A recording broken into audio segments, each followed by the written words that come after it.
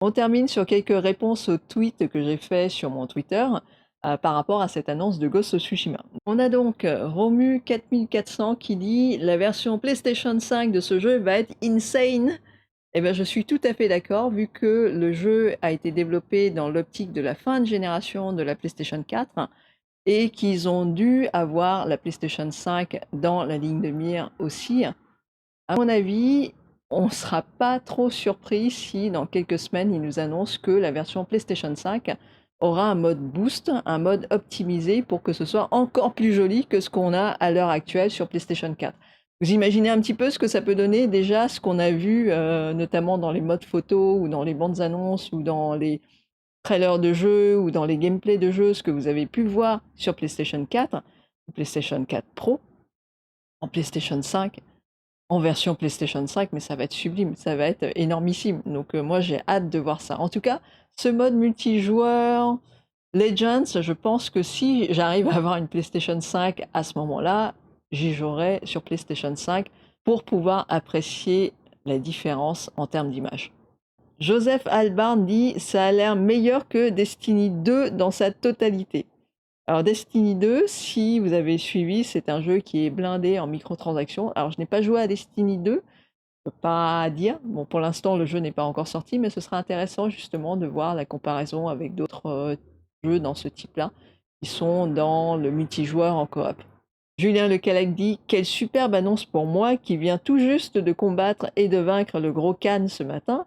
Il me reste quelques quêtes secondaires pour le platine. Ce DLC me met de l'eau à la bouche. Et oui, c'est un DLC gratuit.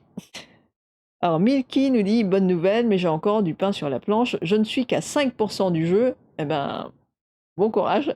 Et en découvrant le mode assassinat, j'ai constaté avec horreur que j'étais plus assassin que samouraï. Dur pour un bouddhiste orthodoxe, c'est la faute à la franchise de Ubisoft. Et oui, c'est vrai que le jeu s'approche beaucoup de Assassin's Creed dans certains aspects, notamment dans le côté assassinat en stealth, en fourbe. Mais moi, j'en ai peut-être un peu marre de tous ces stealth modes. Moi, j'aime bien rentrer dans le tas. Et pour Ghost of Tsushima, je me rends compte que je suis plus samouraï que assassin, justement parce que le système de combat est vraiment bien fait et j'aime bien être challengé sur les réflexes plutôt que de trouver le bon angle pour attaquer des missions et être sûr de ne pas être prise au dépourvu, quoi. The Fashion Geek, qui tient aussi un blog super intéressant, elle dit: j'avoue que Sucker Punch a fait très fort avec cette annonce. La PS4 termine son cycle en beauté avec cette année 2020. Et quelle fin de génération! Tout à fait d'accord. On a quand même eu coup sur coup Naughty Dog avec The Last of Us Part 2, un mois après Ghost of Tsushima, et là, en automne, bientôt, peut-être le mois prochain, hein, en septembre ou en octobre, cet add-on, ce DLC en multijoueur pour finir la génération. Grandiose, vraiment bien. Et enfin, il y a Team Ni Dieu ni Maître qui dit: le jeu original et ce DLC sortiront-ils sur PlayStation 5 aussi? Eh bien oui, normalement, ils seront compatibles sur PlayStation 5 parce que la PlayStation 5 pourra faire tourner les jeux PlayStation 4.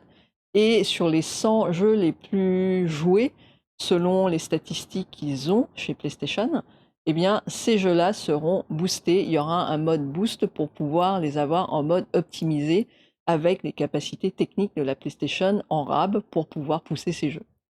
Voilà, c'est tout au niveau tweet. Merci beaucoup d'avoir participé à ces discussions. Je trouve ça très marrant de pouvoir lier les vidéos YouTube avec l'univers de Twitter. Ça fait des conversations ou des interactions qui sont vraiment, vraiment bien actives et marrantes parfois. Et je trouve que ce côté échange avec vous sur les sujets que je traite, c'est super intéressant et ça apporte un peu plus d'informations et d'opinions dans le débat. Comme j'aime bien faire ces vidéos sur des sujets qui, moi, me tiennent à cœur souvent, et je passe un peu de temps pour les travailler, pour faire des recherches, des études, eh bien c'est important aussi de voir quel est votre retour. Donc merci beaucoup pour ces participations sur Twitter. Si vous ne connaissez pas comment dire, mon identité Twitter, c'est le même que sur YouTube et le même que sur Instagram, c'est @giaphototech. C'est partout pareil, donc c'est plus simple. Pareil sur Tipeee, pareil sur YouTube, comme ça on s'y retrouve. C'est juste le jour où j'aurai envie de changer de pseudo que ça va poser problème. Mais pour l'instant, c'est JA Phototech partout. Voilà, sur ce, j'espère que la vidéo vous a plu. Si c'est le cas, n'hésitez pas à vous abonner et on se retrouve prochainement. Je vous souhaite une très très bonne journée et sur ce, je vous dis à très bientôt.